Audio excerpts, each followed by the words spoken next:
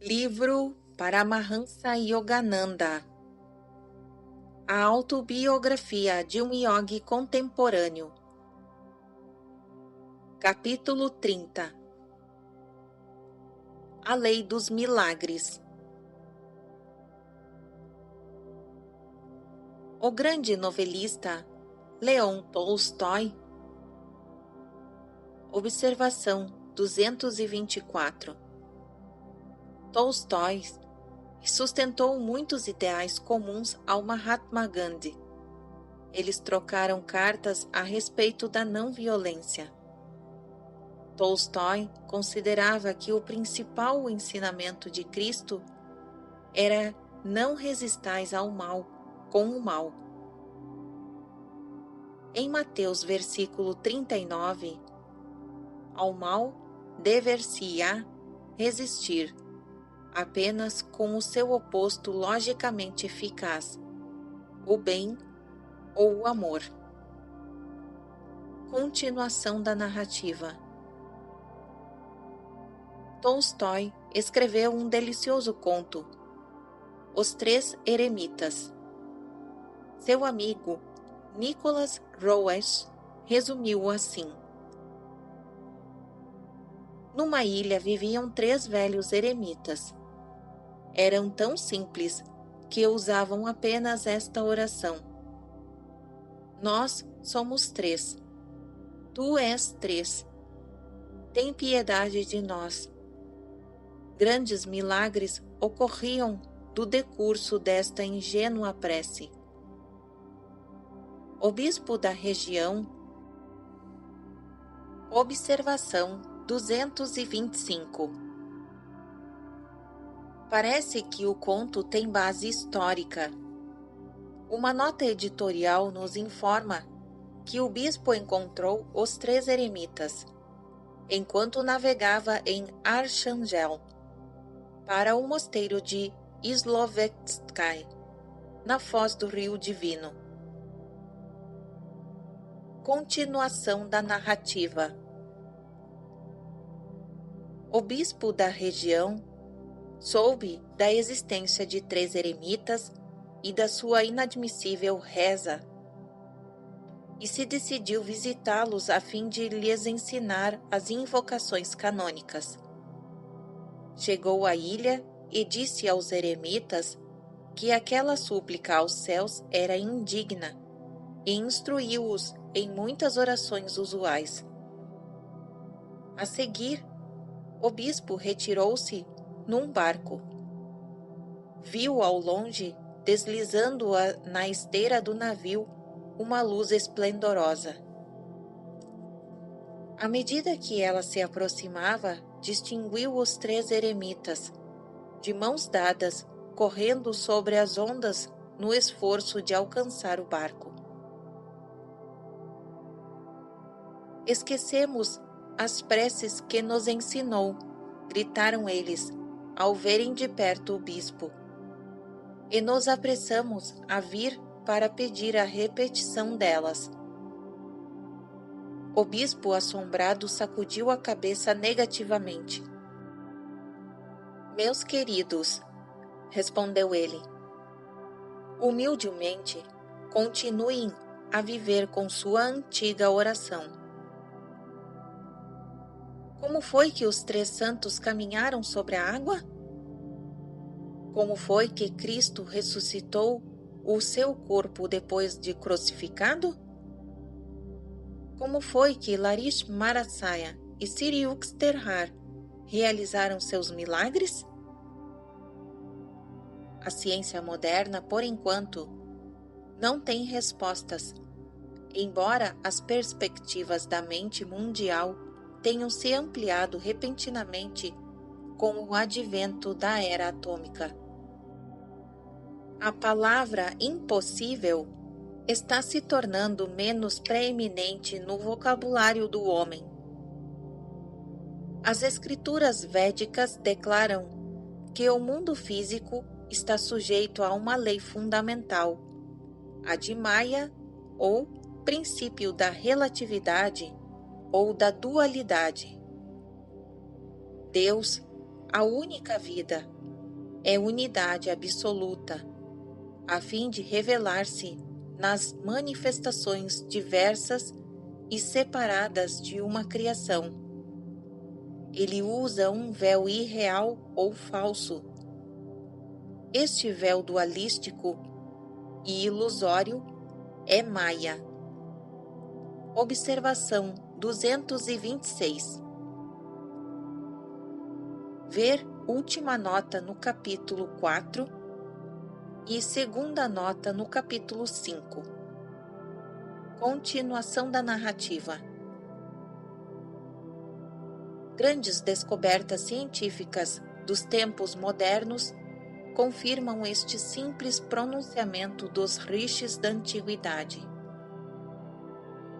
A lei do movimento de Newton é uma lei de Maya. Para cada ação, existe sempre uma reação igual e contrária.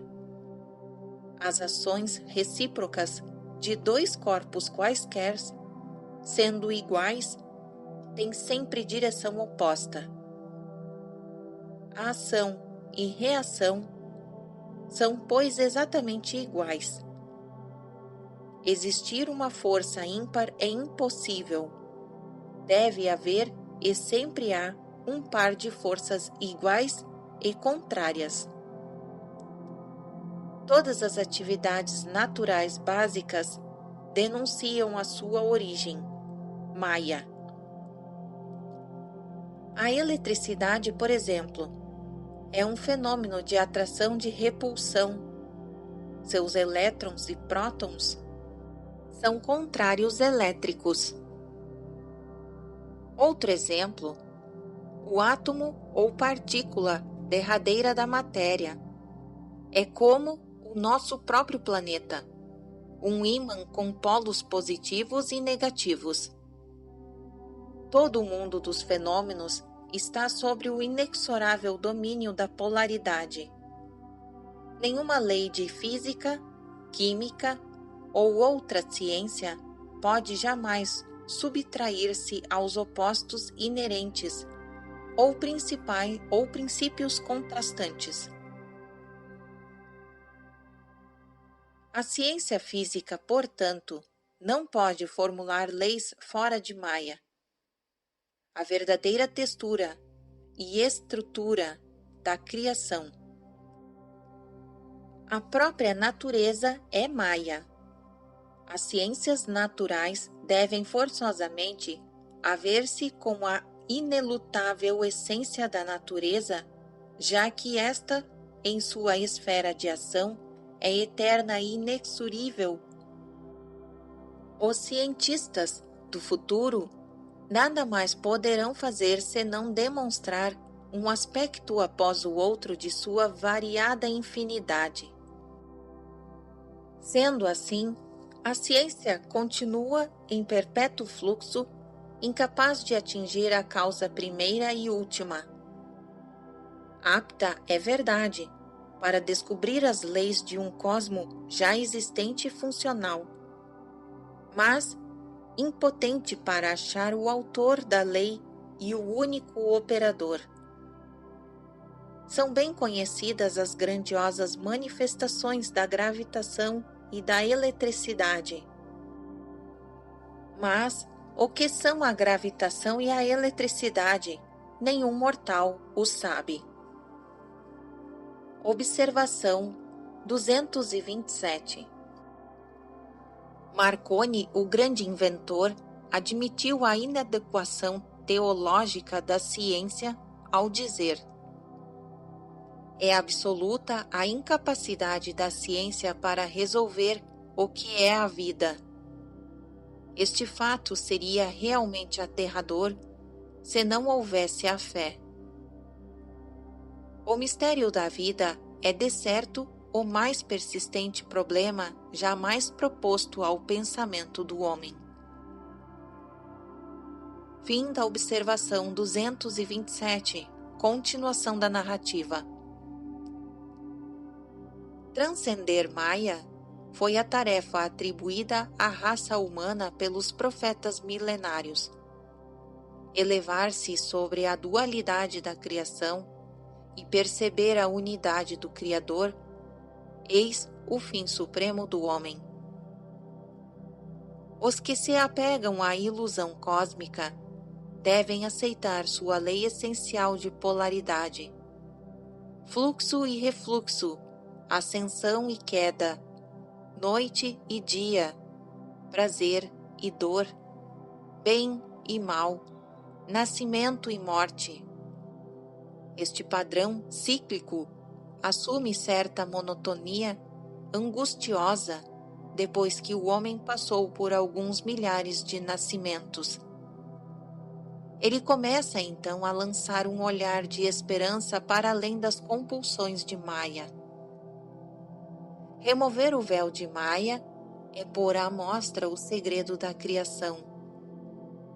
Quem assim desnuda o universo é o único monoteísta autêntico.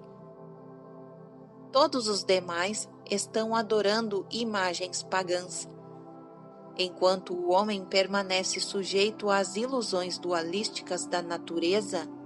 Sua deusa é Maya, a de dúplice rosto, como o bifronte Jano. Ele não pode conhecer o Deus único e verdadeiro. No homem, a ilusão do mundo, Maya, manifesta-se como avidya, literalmente não conhecimento, ignorância, ilusão. Maya ou avidya não pode nunca ser destruída por convicção intelectual ou análise, mas somente alcançando-se o estado interno de Nirvikalpa, Samadhi. Quando falaram os profetas do Velho Testamento e os videntes de todas as épocas e nações, encontravam-se nesse estado de consciência. Em Ezequiel, observação 228. Em Ezequiel 43, versículo 1 e 2. Ezequiel disse: Depois que ele me trouxe para a porta, a mesma porta que olha para o leste, e eis que a glória de Deus de Israel veio da direção do oriente. E sua voz era como o som de muitas águas, e a terra resplandeceu com sua glória. Através do olho divino na testa leste, o yogi leva sua consciência a singrar na onipresença, ouvindo o verbo ou a o som divino de muitas águas, as vibrações de luz que constituem a única realidade da criação. Em meio aos trilhões de mistérios dos cosmos, o mais fenomenal é a luz. Ao contrário das ondas sonoras, cuja transmissão exige atmosfera gasosa ou algum outro meio material, as ondas de luz transpõem livremente o vácuo do espaço interestelar. Elas dispensam até mesmo o hipotético éter considerado na teoria ondulatória o meio interplanetário da luz. Se levarmos em conta a teoria de Einstein, as propriedades geométricas do espaço tornam desnecessárias a teoria do éter.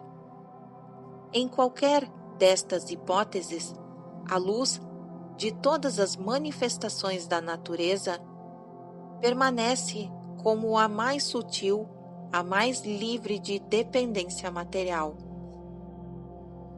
Na gigantesca concepção de Einstein, a velocidade da luz, 3 milhões de quilômetros por segundo, domina inteiramente a teoria da relatividade. Ele prova matematicamente que a velocidade da luz, tanto quanto a mente finita do homem pode alcançar, é a única constante de um universo em fluxo.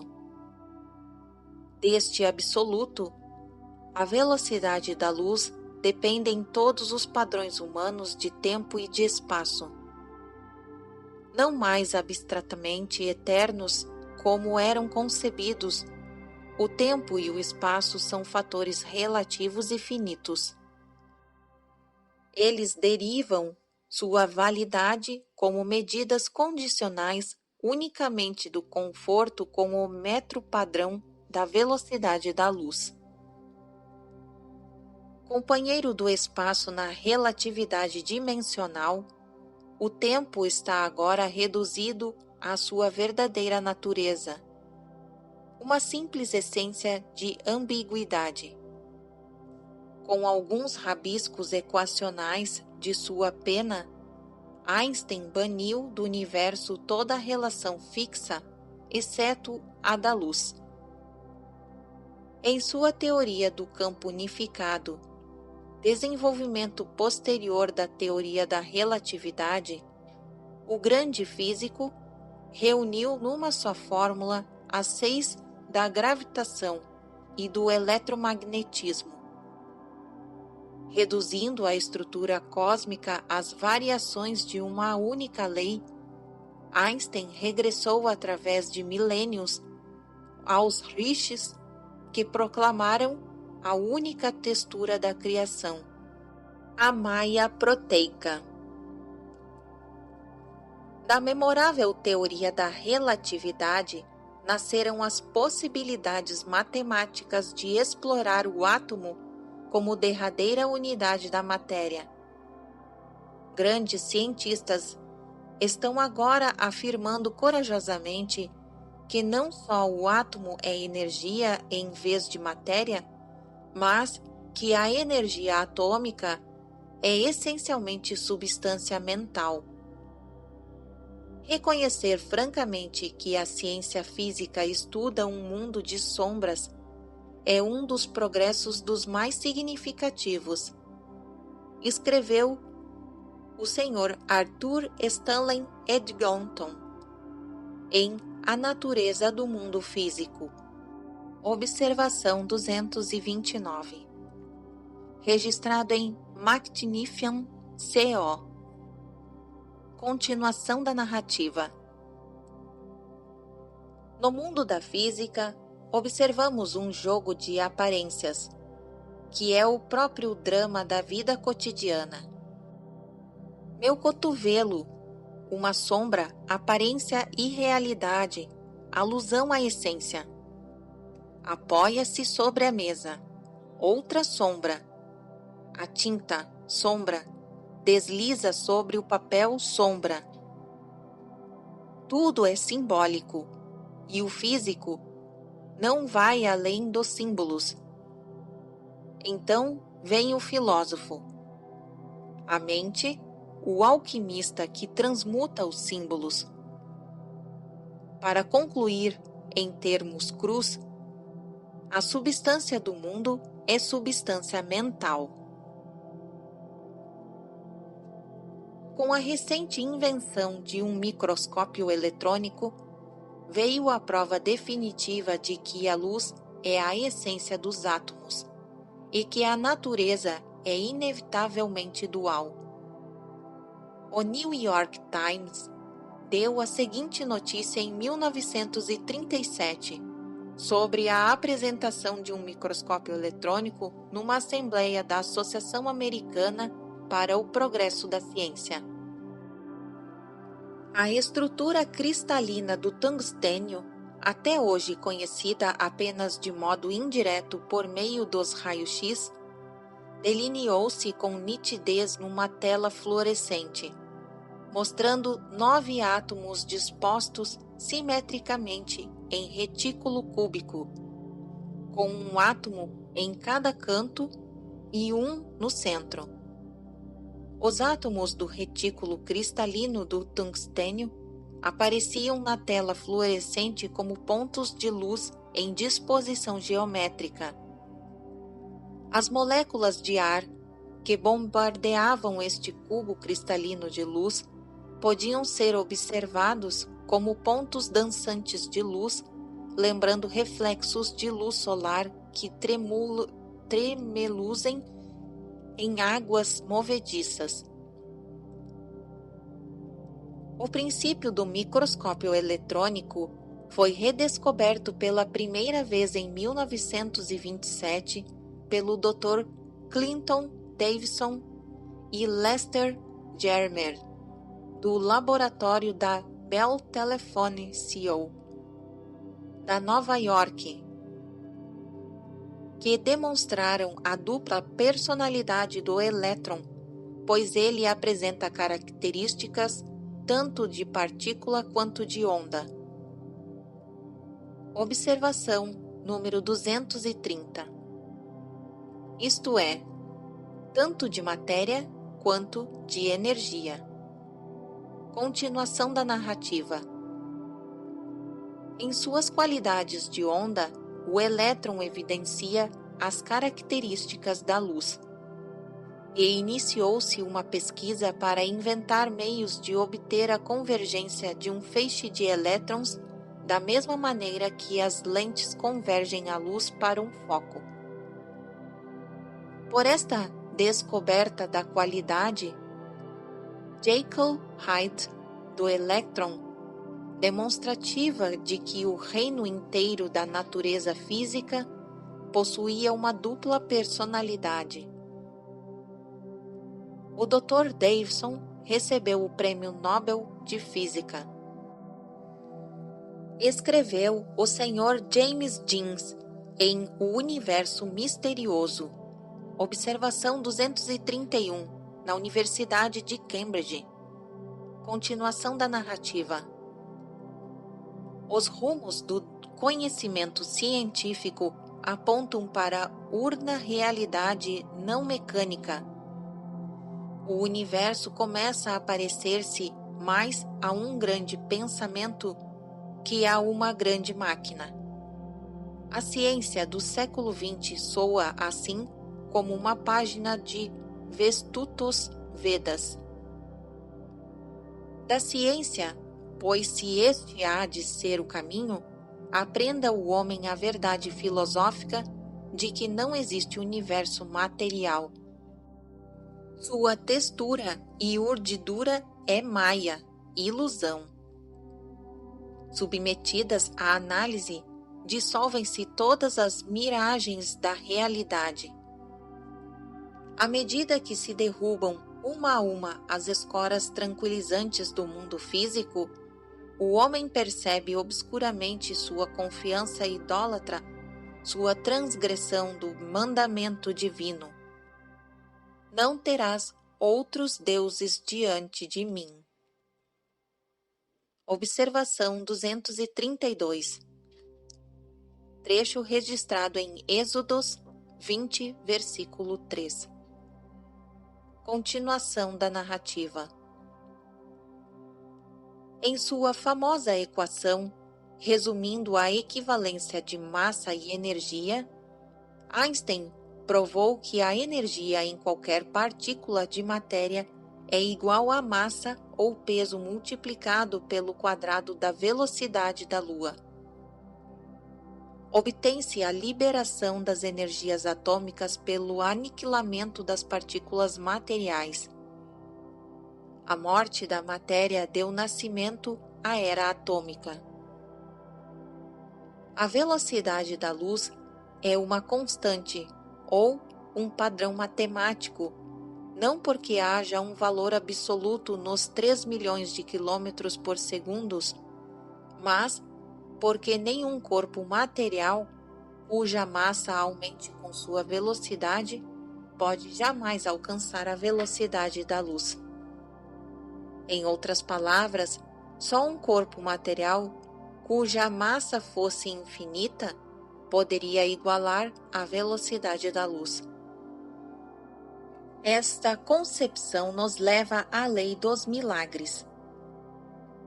Mestres capazes de materializar e desmaterializar seus corpos e outros objetos, de mover-se com a velocidade da luz, e de utilizar os raios da luz criadora para produzir instantaneamente qualquer manifestação física, preencheram a condição da lei de Einstein.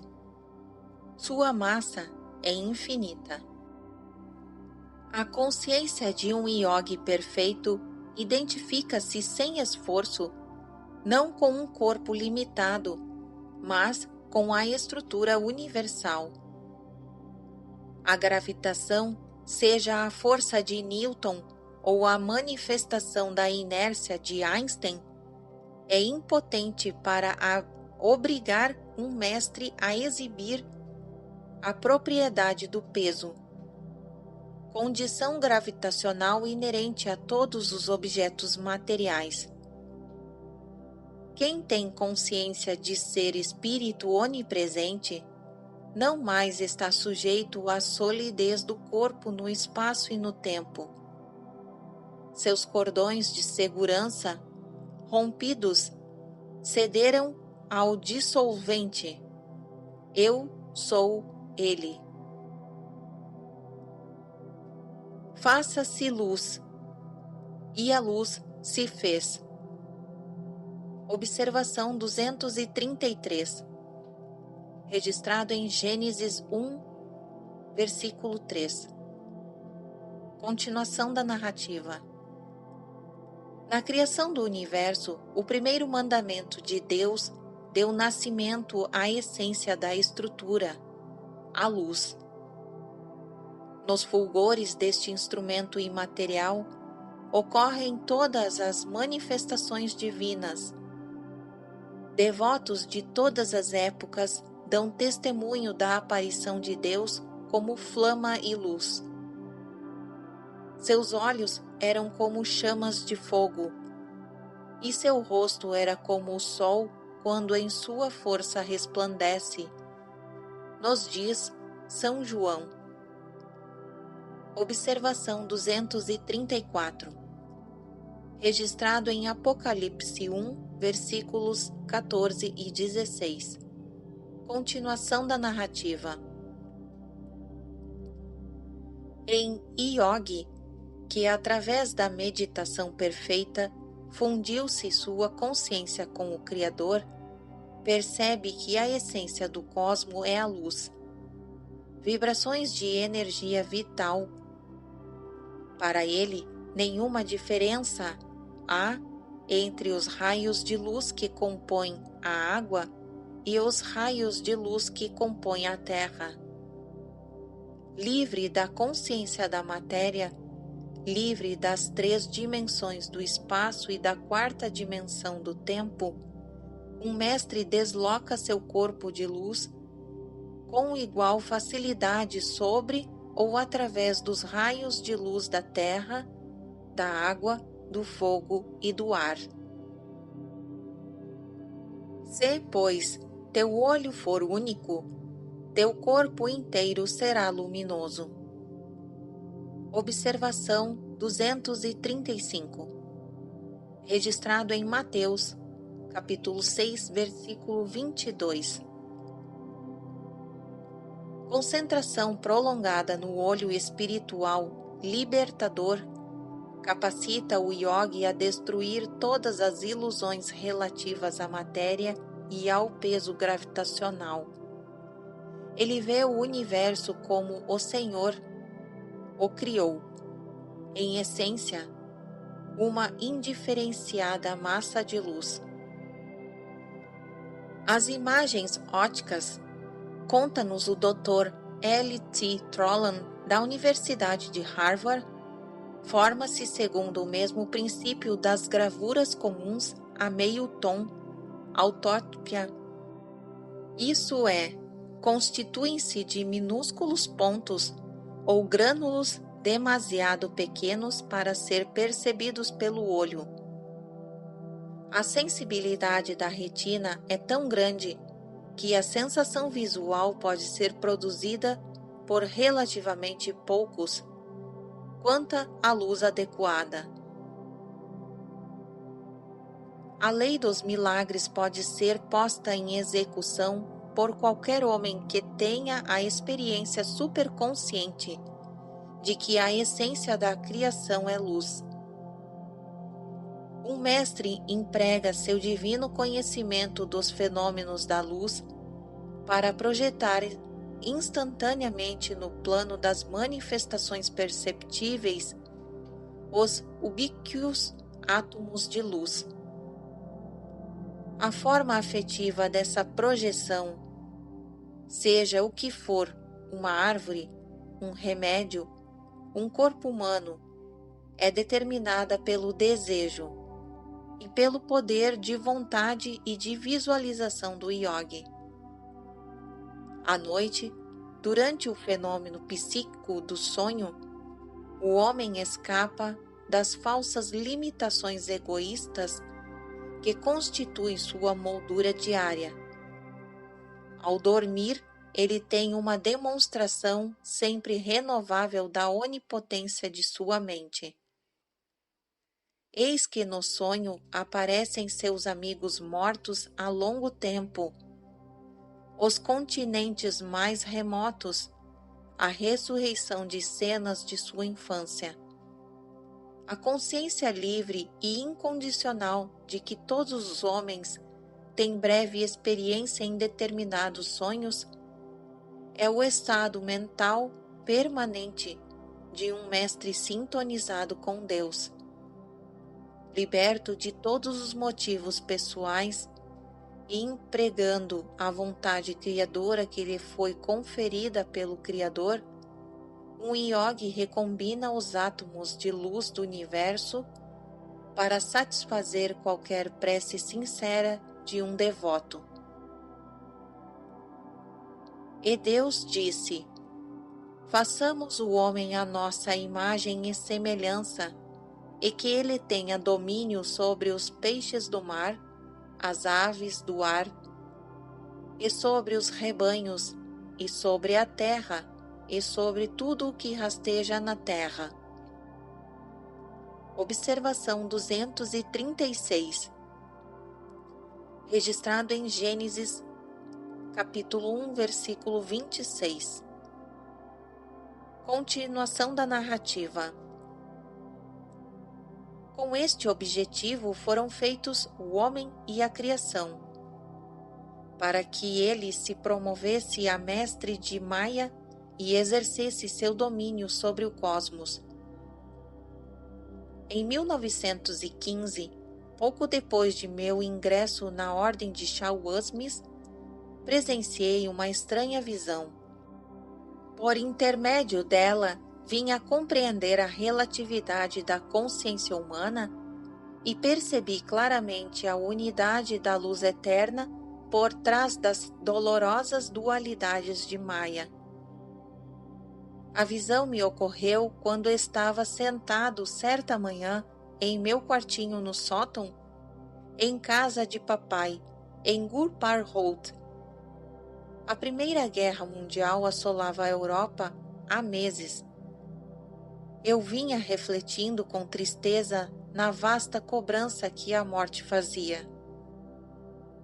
Ao fechar os olhos em meditação, minha consciência transferiu-se subitamente para o corpo de um capitão no comando de um navio de guerra.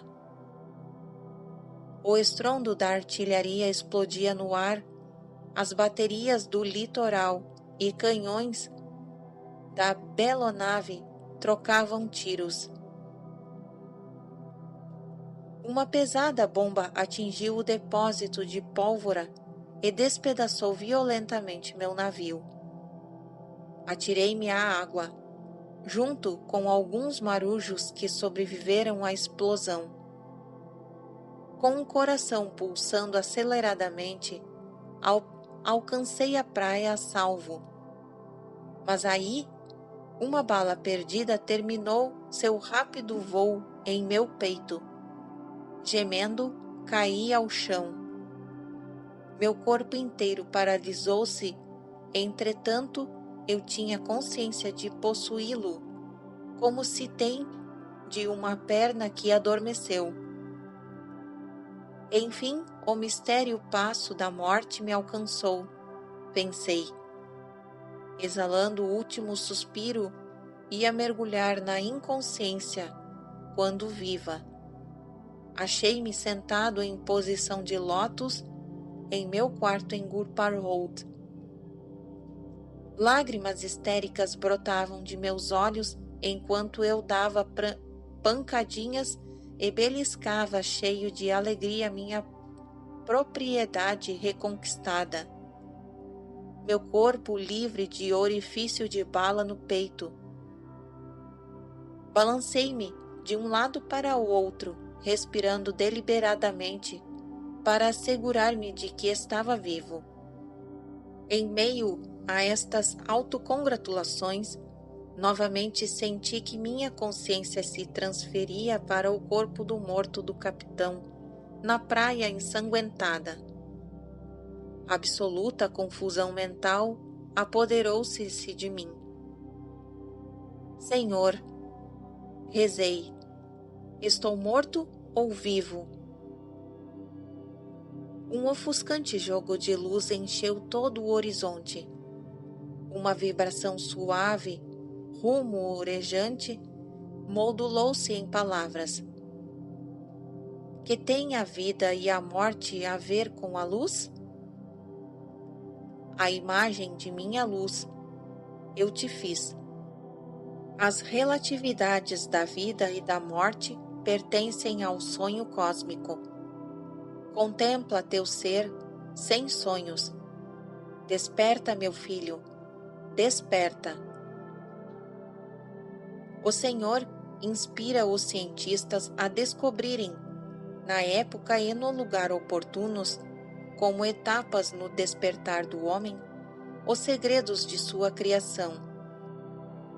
Muitos descobrimentos modernos ajudam ao homem a compreender o cosmo como expressão múltipla de um único poder, a luz guiada pela inteligência divina. As maravilhas do cinema, do rádio, da televisão, do radar, da célula fotoelétrica, o extraordinário olho elétrico, as prodigiosas energias atômicas, tudo é baseado nos fenômenos eletromagnéticos da luz. A arte cinematográfica pode retratar qualquer milagre. Do ponto de vista das impressões visuais, suas trucagens permitem todos os prodígios. Um homem pode ser visto como um transparente corpo astral, desprendendo-se de sua grosseira forma física. Pode caminhar sobre a água, ressuscitar os mortos, inverter a sequência natural do desdobramento dos fenômenos e brincar de anular o tempo e o espaço. Um perito pode juntar os fotogramas a seu bel prazer, obtendo maravilhas áticas semelhantes àquelas que um verdadeiro mestre produz com autênticos raios de luz. Os filmes de cinema, com suas imagens animadas, ilustram muitas verdades concernentes à criação. O diretor cósmico escreveu os argumentos de suas próprias películas e convocou enormes elencos para os cenários dos séculos. Da cabina obscura da eternidade, ele envia seus raios de luz através de fitas de eras sucessivas e as cenas se projetam na tela do espaço. Exatamente como as imagens cinematográficas aparecem reais, mas são apenas combinações de luz e sombra, assim também a variedade universal é uma aparência ilusória. Os planetas com suas incontáveis formas de vida nada mais são do que imagens num filme cósmico. Temporariamente verdadeiras aos 5 sentidos do homem, as cenas transitórias são projetadas na tela da consciência humana pelo infinito raio criador. Olhando para cima numa sala de projeção, os espectadores podem observar que todas as imagens surgidas na tela derivam de um raio de luz sem imagens.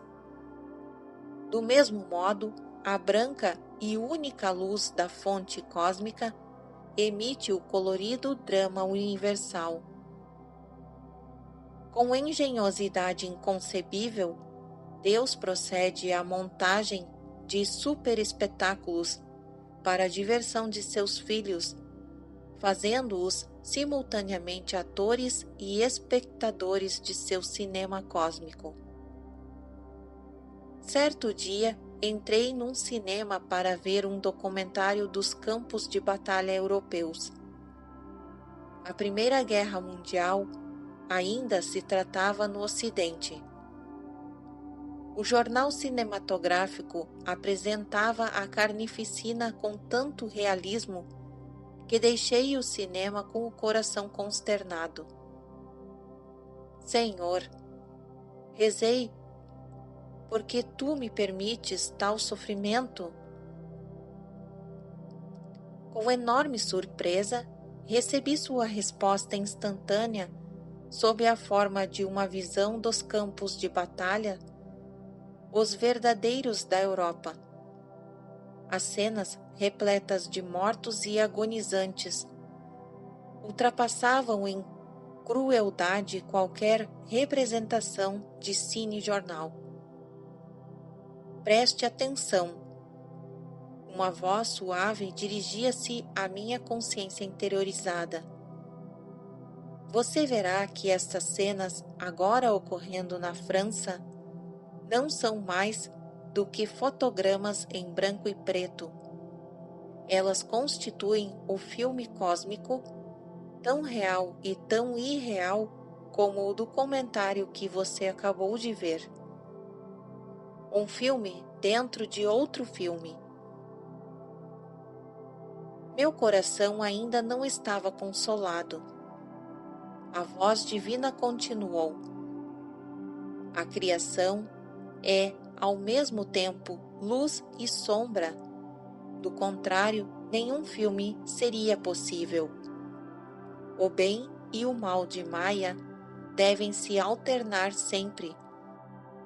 Se a alegria fosse ininterrupta aqui neste mundo, o homem viria a desejar um outro?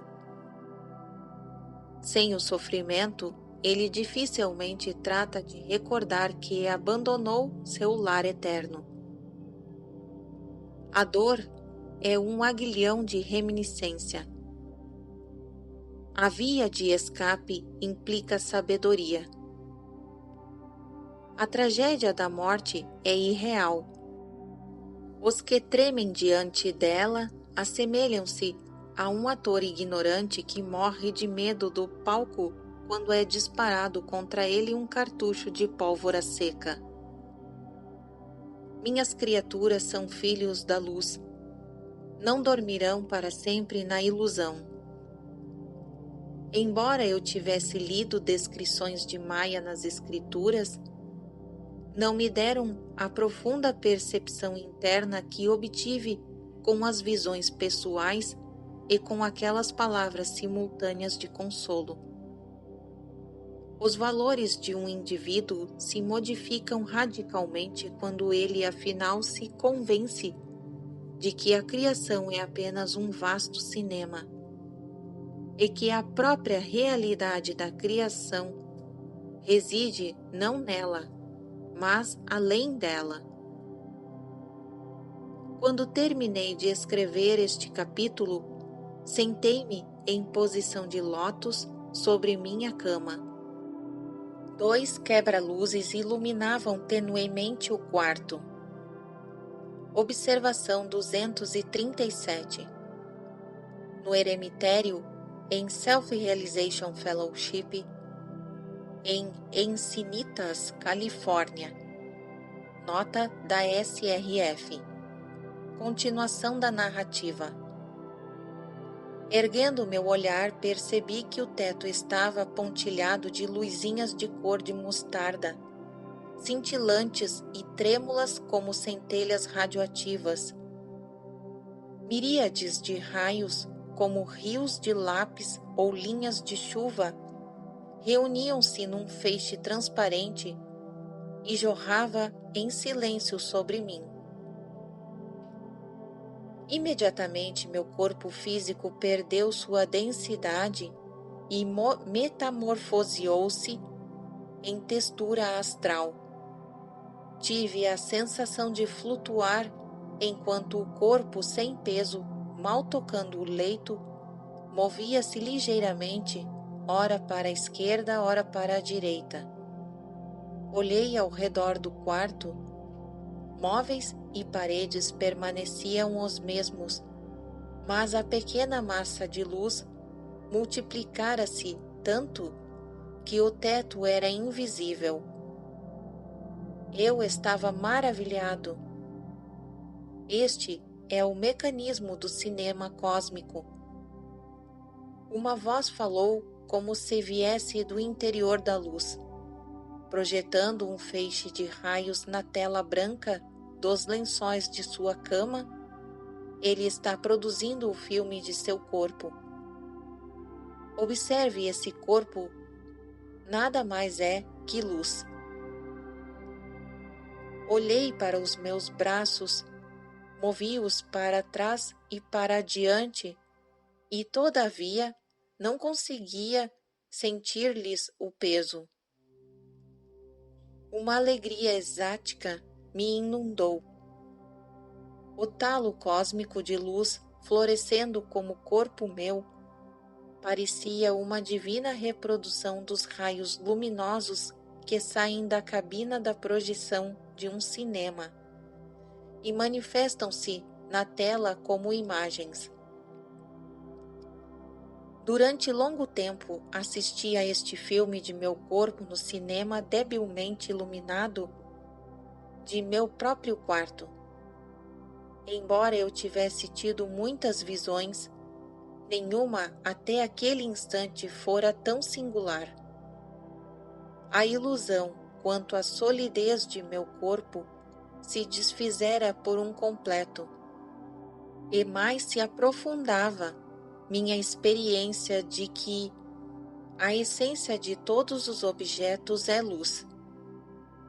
Ergui os olhos para o fluxo palpitante de vilátrons e supliquei: Luz divina, por favor, reabsorve esta humilde imagem corporal em ti mesma, à semelhança de Elias, que subiu ao céu num carro de fogo. Observação 238, registrado em Reis, capítulos 2, versículos 11. Considera-se geralmente milagre um efeito ou um acontecimento sem lei ou acima da lei. Mas em nosso universo sujeito a rigorosa regulagem, todos os acontecimentos ocorrem segundo as leis e são explicáveis por leis. Os poderes assim chamados milagrosos de um grande mestre são o acompanhamento natural de sua exata compreensão das leis sutis que operam no cosmo interior da consciência. Nada se pode denominar verdadeiramente milagre, exceto no sentido profundo de que tudo é milagre. Que cada um de nós esteja encerrado num corpo de intrincada organização e estabelecido num planeta girando através do espaço entre as estrelas. Existe maior lugar comum? Ou algo mais milagroso? Grandes profetas como Cristo e Lakshmanasaya costumam fazer muitos milagres. Mestres desse porte possuem uma enorme e difícil missão junto à humanidade: ajudar miraculosamente os que estão em desespero parece ser uma parte de sua missão.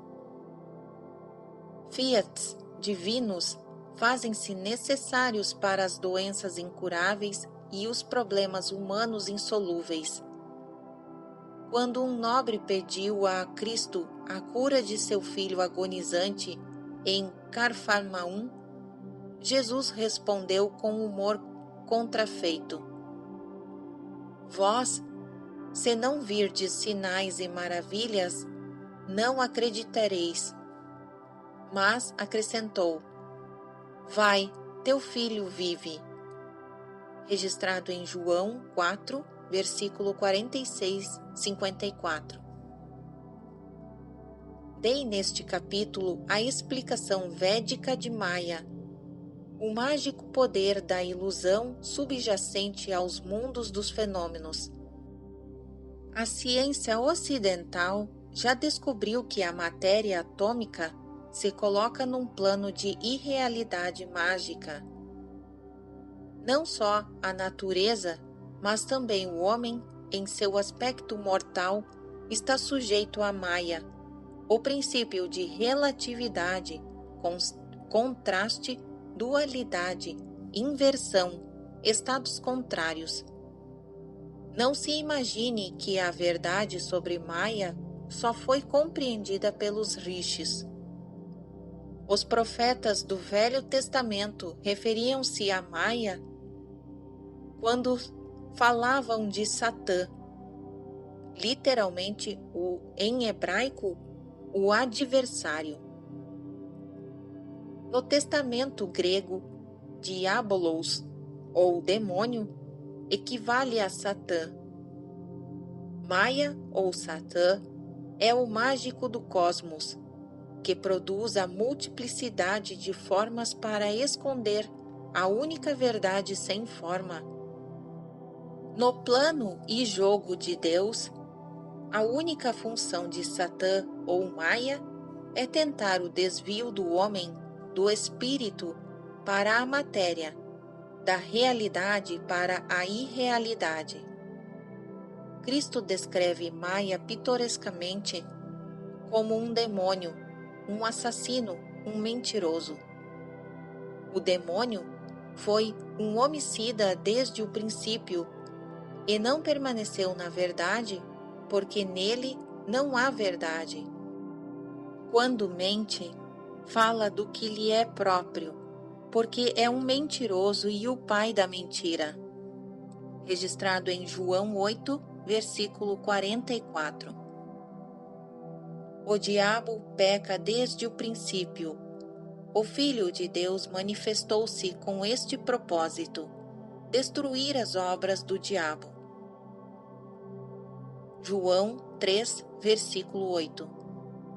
Isto é a manifestação da consciência crística dentro do próprio ser do homem e destrói sem esforço as ilusões ou as obras do diabo. Fim da observação 238. Continuação da narrativa.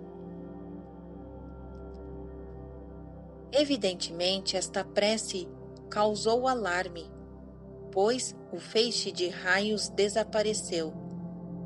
Meu corpo readquiriu em peso normal e afundou na cama. O enxame de luzes ofuscantes bruxuleou e sumiu. Minha hora de abandonar este mundo ainda não chegara. Além disso, pensei filosoficamente. Elias bem poderia ter se desgostado com a minha presunção.